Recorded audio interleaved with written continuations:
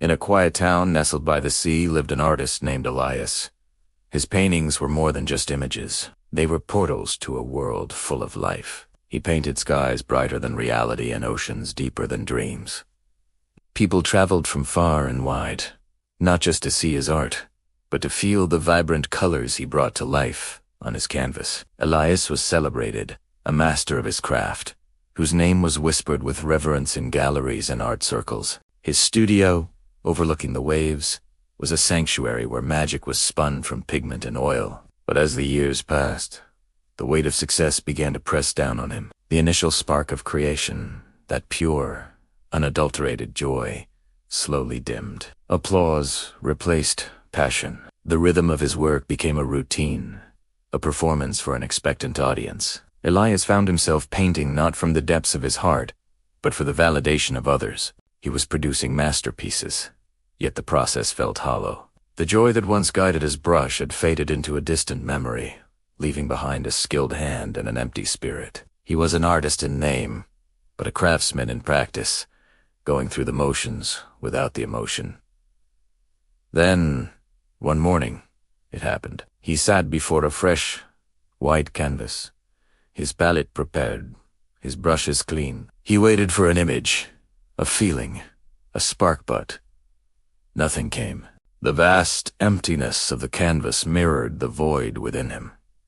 Panic began to set in. He tried again the next day, and the day after that. He changed his brushes, mixed new paints, and stared at the sea for hours.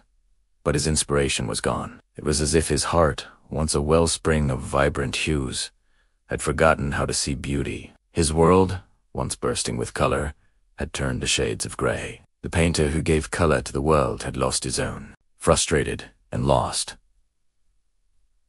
Elias abandoned his studio. He locked the door on the silent, mocking canvases and began to wander. He walked through the familiar streets of his town, into the deep green of the forests, and along the endless stretch of the shore, desperately searching for the spark he had lost. But the world that once inspired him now looked dull and lifeless. The brilliant blue of the ocean seemed muted, the lush trees appeared faded, and the vibrant market felt like a monochrome photograph. He started to believe that it wasn't just him, perhaps the world itself had lost its color, that the magic was gone not just from his heart, but from existence itself. One rainy evening, seeking refuge from the storm outside and the one within, Elias stepped into a small, cozy cafe. The smell of coffee and pastries filled the air. There, sitting at a corner table, he met a woman named Mira.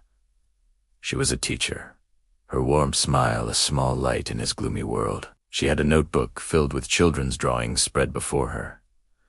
Noticing his vacant, sorrowful stare, she asked softly, "Are you okay?" Elias let out a long, weary sigh. "I used to paint," he confessed, his voice barely a whisper. "Now I can't even see colors anymore."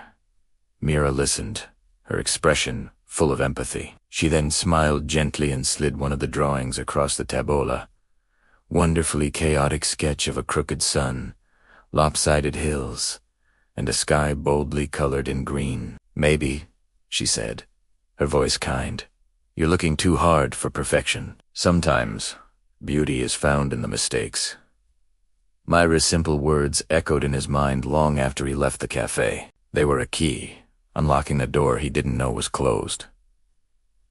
That night, he returned to his silent studio. He stood before a blank canvas, not with the pressure of creating a masterpiece, but with a newfound curiosity. He took a deep breath and decided to paint.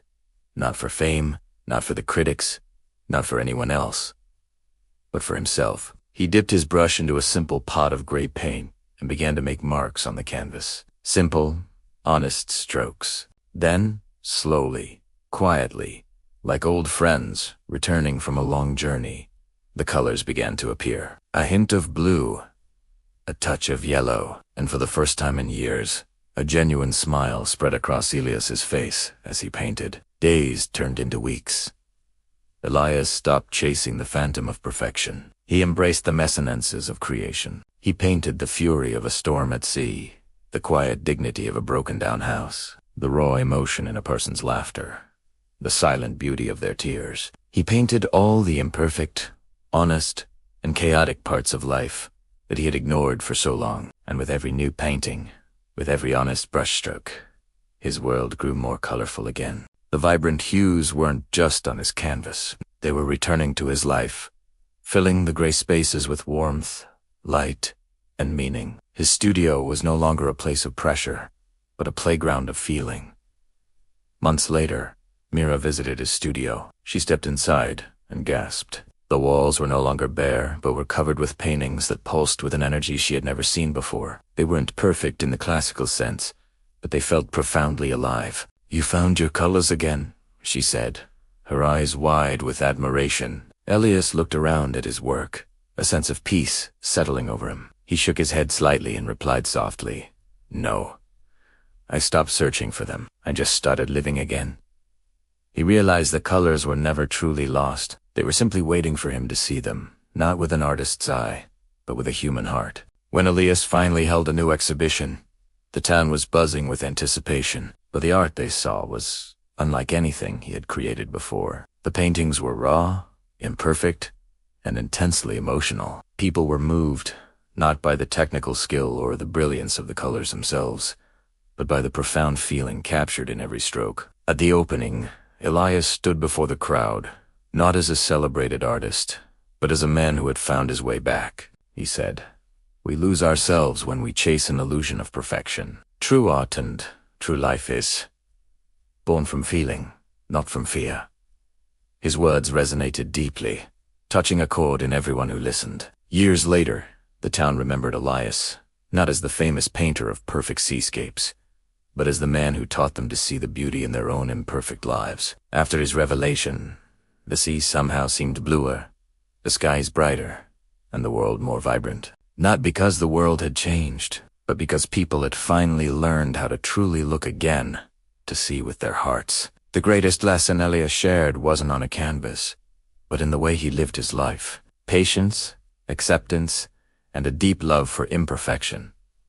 That is where real creation and real living truly begins. Sometimes we have to lose our colors completely just to learn how to paint again. If this story touched your heart, please remember, your worth doesn't depend on how perfect your work is, but on how honest it is. The most beautiful things in life are rarely flawless.